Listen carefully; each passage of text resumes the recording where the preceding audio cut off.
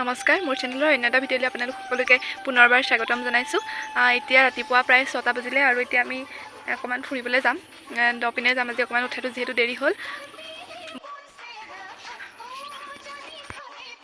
সকলোৱে ৰাতিপুৱাই নিজৰ কামত ব্যস্ত। মাছ ধৰিছে, কোনোবাই নাও লৈ ঘাঁহ কাটিবলৈ গৈছে।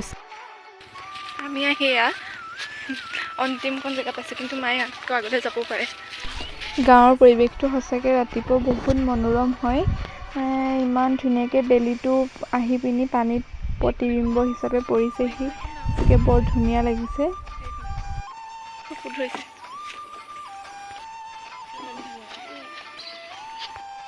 নাও চাই আছে তোমালোকে। এইপিনে আহিলে সদায় এইখনলৈকে আহোঁ, পকা চাৰ্টখনলৈকে। আমি এতিয়া যাওঁ।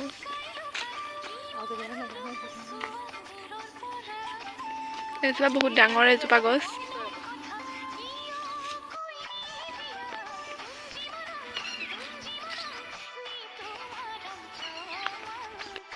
সঁচাকৈ এই পৰিৱেশটো সঁচাকৈ ধুনীয়া লাগিছে। আৰু এইপিনে বহুত মাছ মৰা মানুহ আহিছে। খালি এনেকৈ ভিডিঅ'টো কৰি দিয়াৰ লগে লগে সূৰ্যৰ ৰশ্মিটো আহি ডাইৰেক্ট ইয়াত এটেক কৰিছে। ভেট ফুল আছে, আপোনালোককো দেখুৱাম। আৰু বহুত দিন হ'ল ময়ো এপাতো লোৱাই নাই। আৰু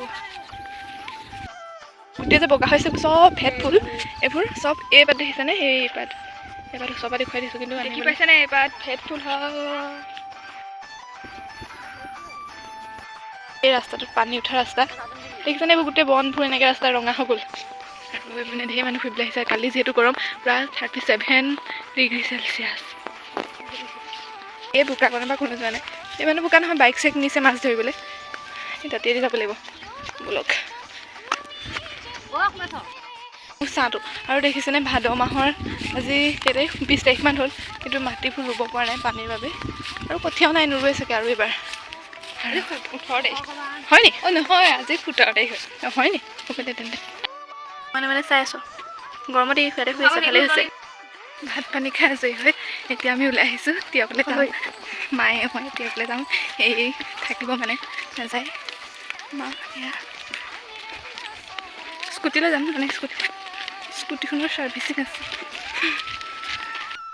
ৰ'দ দিছে, মোৰ স্কুটিখন লগত স্কুটিখন থৈছোঁ। পানী হৈছিলে কাৰণে ৰাস্তাটোত আৰু আহি পাই গ'লোহি। আজি আকৌ স্কুটি উলিয়াবলৈ মাতিছে, গৈছোঁ।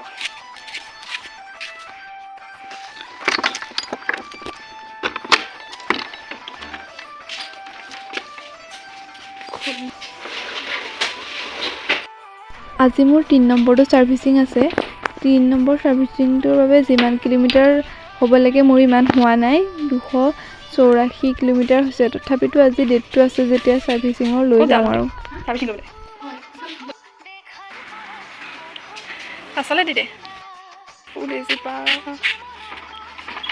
তলা মাৰিলে। মই স্কুটি ছাৰ্ভিচিং টিয়কৰ চেলেংহাটৰ ৰাস্তাতে কৰিম, হিৰ' ডিলাৰত। আৰু মই পোৱালে ইয়াত 11:30 হ'ল। আৰু আমি পোৱালে বহুত স্কুটি হোৱাৰ বাবে আমি অকণমান দেৰি ৰ'ব লাগিব বুলি ক'লে। আৰু আমি গাঁৱৰ ওচৰৰ মানুহ এঘৰলৈকে গ'লোঁ। তেওঁলোকৰ ঘৰ টিয়কৰ গোৱাল গাঁৱত ল'লে। এয়া গৈ পালোঁগৈ, গৈ পিনি অলপ বহিছোঁ। স্কুটি ছাৰ্ভিচিং কৰোঁতে অলপ দেৰি হ'ব বুলি ক'লে আমি আহি ইয়াত পাই গ'লোহি, বহিছোঁ অলপ। টিয়কতে যদি ঘৰটো ইমান ধুনীয়া পৰিৱেশ আৰু ইমান গাঁৱৰ লেখীয়াই লাগিলে, ইমান গাড়ী মাতো আহি নাথাকে আৰু পৰিৱেশটো ইমান ধুনীয়াকৈ থৈছে। কি নাই তেওঁলোকৰ ঘৰত, ফুলৰ পৰা ধৰি ফলৰলৈকে সকলো ধৰণৰ সুবিধা কৰি লৈছে ঘৰতে। এতিয়া আমি সেইটো ওচৰৰে আমাৰ গাঁৱৰ ঘৰৰ ওচৰ মানে এতিয়া অকণমান ৰৈছোঁ, স্কুটি ছাৰ্ভিচিং হয় মানে। আৰু এতিয়া অকণমান দেৰি যাম আৰু চাহ খাই। অকণমান বহিলে ভাল লাগিলে, চাহ খালোঁ। আৰু যদি আমি আহিলোঁ, কিন্তু এতিয়ালৈকে গাড়ীখন ধুই হ'ল, কিন্তু এতিয়ালৈকে চাবিটো নাই মানে। ডিলাৰৰ পৰা আহি এনেকুৱা যে মোৰ গাটো বেয়া লাগিলে মানে গৰমতে, আৰু সেইবাবে পাছৰ ভিডিঅ'সমূহ আপোনালোকক মই দিব নোৱাৰিলোঁ। আৰু এয়া আহি ভাত খাই গা মূৰ ধুই এইখিনিত বহিছোঁহি এতিয়া। আৰু ভাবিলোঁ মই ভিডিঅ' সমাপ্ত কৰোঁ। আজিলৈ ভিডিঅ'টো ইমানতে সমাপ্ত কৰিছোঁ। আৰু ভিডিঅ'টো শেষলৈকে চোৱাৰ বাবে বহুত বহুত ধন্যবাদ। আৰু পৰৱৰ্তী ভিডিঅ'ত লগ পোৱাৰ প্ৰতিশ্ৰুতিৰে বাই বাই।